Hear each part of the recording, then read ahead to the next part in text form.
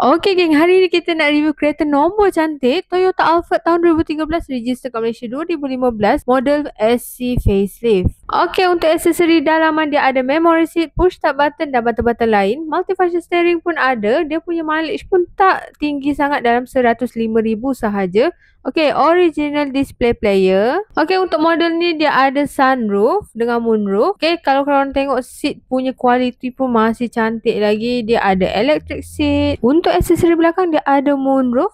Siap ada digital monitor tu. Lepas tu dia punya seat pun memang cantik. Pilot seat. Untuk sound system dia memang padu. Home theater sound system bersamaan dengan 18 speaker. Belakang ni pun ada electric seat dan tempat untuk letak kaki. Siap ada reverse camera juga. Kereta ni full spec, ada original power boot. Kalau korang tengok ada benda ni, maksudnya original power boot.